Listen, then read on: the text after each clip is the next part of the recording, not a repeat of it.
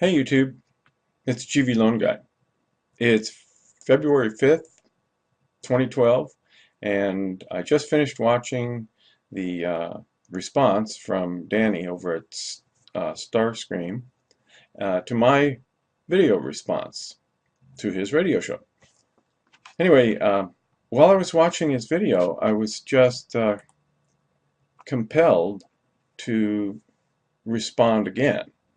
So while I was watching it, I was just observing this interesting, fascinating information and the stuff that he compiles here, which I enjoy, all of it.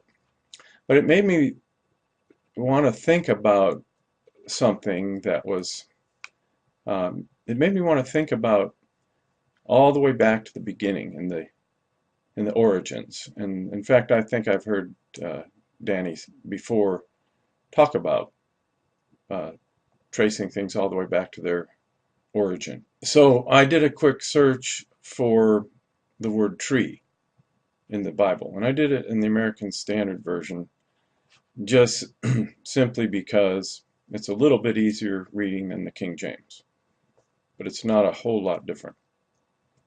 Anyway, the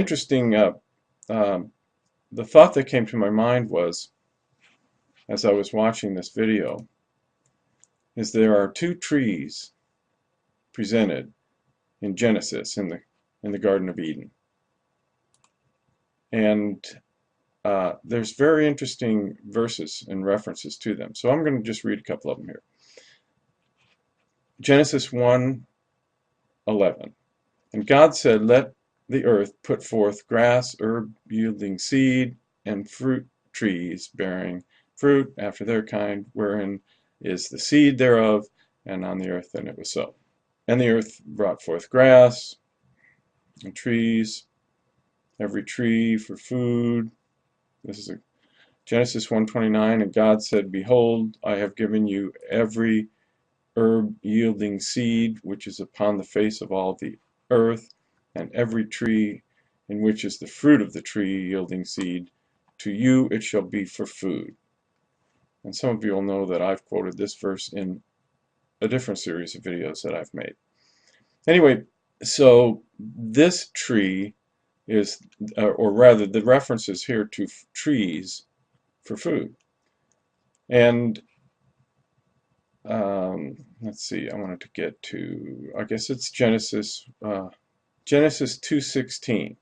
And Jehovah God commanded the man, saying, "Of every tree of the garden thou mayest freely eat, but of the tree of the knowledge of good and evil thou shalt not eat of it, for in the day that thou eatest thereof thou shalt surely die." And then we go on to Genesis 3:1, right here, 3:1 and 2. Now the serpent was more subtle than any beast of the field which Jehovah God had made. And he said unto the woman, Yea, hath God said, Ye shall not eat of any tree of the garden? You see, he comes to the woman with a question. Didn't God say you could eat from any tree of the garden?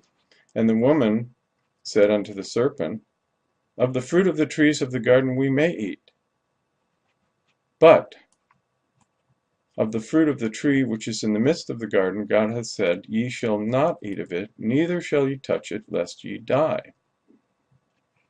Well, eventually the serpent talks her into it. And in Genesis 3:6 we read, And when the woman saw that the tree was good for food, she was talking about the tree of knowledge, and that it was a delight to the eyes, and that the tree was to be desired to make one wise, she took of the fruit thereof, and did eat. And let's see, you know the rest of the story. Basically, their eyes were opened. Let's see, I think that's in here. This is another search I did on the tree of life. And the tree of life is specifically referenced in the beginning of the Bible in Genesis, and again throughout. the Bible, and then at the end in Revelation, the tree of life. So this is a great, one of the mysteries of the Bible is the two trees that were in the garden. And so when I was, once again, when I was looking at this, I couldn't help but think that this tree, all of this information seems to be accurate and interesting and fascinating.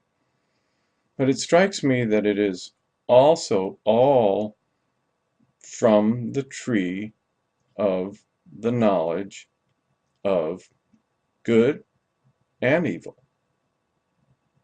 And the contrast is, with that, is the tree of life. So I don't deny that any of those things are accurate and even interesting and fascinating. But what I wonder about is, are they fruit from the tree of the knowledge of good and evil, or are they fruit from the tree of life?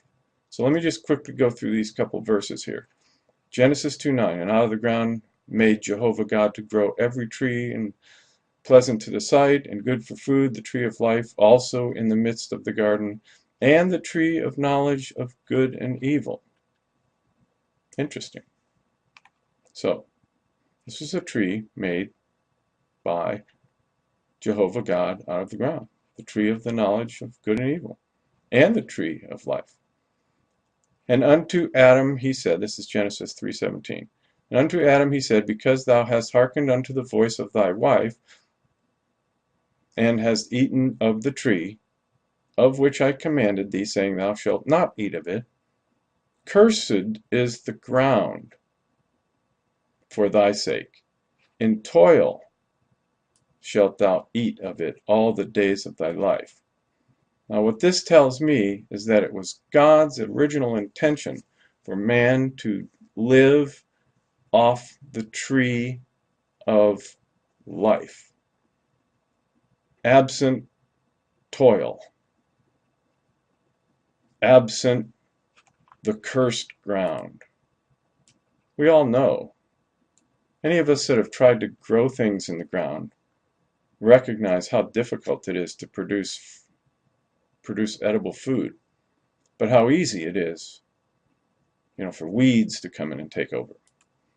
Anyway, let's go on here. Genesis 3:22, and Jehovah God said, behold, the man is become as one of us, to know good and evil.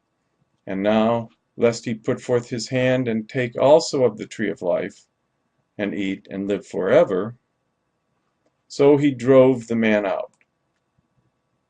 You see, God didn't want us to have the knowledge of good and evil and be stuck in that condition forever. So man was blocked from access to the tree of life from that point on. So he drove the man out, and he placed at the east of the Garden of Eden the cherubim and the flame of a sword, which turned every way to keep the way of the tree of life, meaning to block the way of the tree of life. But as we work our way through the Bible, the reference to the tree of life runs through Proverbs and then in Revelation. And he that hath an ear, let him hear what the Spirit saith to the churches. To him that overcometh, to him I will give to eat of the tree of life, which is in the paradise of God. And then again here in Revelation 22, in the midst of the street thereof, and on this side of the river, and on that, was the tree of life, bearing 12 manner of fruits, yielding its fruit every month, and the leaves of the tree were for the healing of the nations. I don't know what to make of all of that. It's just that somehow when I was listening to Danny and paying attention to all the information, it just made me think about the tree of life and the tree of knowledge. And this is where I think the difference is. I think that as I look into all the different things that are in the Hermetic wisdom and all of the teachings and along those lines, Gnosticism, as I look into those things, I'm wondering what the day-to-day practice is. How does that affect me in my daily life? How does that affect the way I feel about myself and the way I feel about God and the way I feel about other human beings? I always come back to that, even when I'm reading the Bible and I'm observing, studying the scriptures, all those things. So I'm wondering if the Bible, in God's sovereignty, if the Bible isn't a indication of how we can practice, how we can take these principles and practice them in a Christ-like way, I guess would be the best way to put that. But that's not what salvation's all about, don't get me wrong. But I'm just saying that all of the knowledge that comes from the teachings, that comes from all the things that you're exposing in your videos, we have to deal with those as Christians. We have to deal with Horus and all of those things. And I plan to deal with Horus and how and why and what that means. I don't know what it means, but I'm going to look into it. And I believe as Christians we shouldn't be afraid of anything, because isn't it that we're after the truth? Aren't we really seeking the truth? I've been seeking the truth for almost 50 years myself, since I was roughly 17 or 18, right in there. Not quite 50 years, but coming up on it. Anyway, I'm going to try to keep this to 15 minutes, so I've got to keep it brief. But it strikes me that there is a huge difference between the knowledge and the wisdom that can be obtained through the tree of the knowledge of good and evil. Both good and evil are in contrast with life on the other side. And it's clear that God has given us all of the plant life on this planet to be food and medicine. And so the tree of life is in that same plant life realm. It's not like an animal sacrifice, although there is references to the animal sacrifice, the lamb, shedding of the blood, and all of that. But from the standpoint of knowledge or information or taking in food for spiritual growth, food for life, I just can't help but think that the tree of life is a better place to be eating rather than the tree of knowledge of good and evil, because as the verse pointed out, it makes you like God. And isn't that what the original sin of the fallen angel Lucifer was? That he wanted to become like God and wanted to ascend and to become like God. It reminds me of the Tower of Babel, the coiling serpent wrapping up. It reminds me of Babel. It's all about knowledge and reaching God by way of knowledge. So anyway, I've come to the end of the time. Thank you for watching, and hopefully I've presented some interesting stuff for you to consider. You sure have presented interesting things for me to consider, so thank you for that. All right.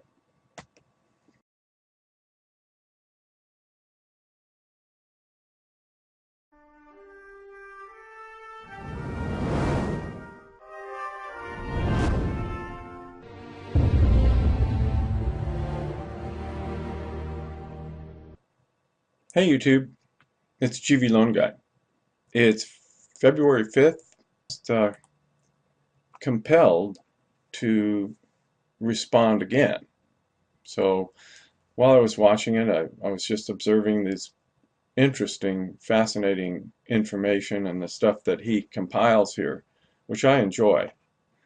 All of talk about uh, tracing things all the way back to their origin. So I did a quick search for the word tree in the Bible, and I did it in the American Standard Version just simply because it's a little bitty. 2012, and I just finished watching the response from Danny over at Starscream to my video response to his radio show.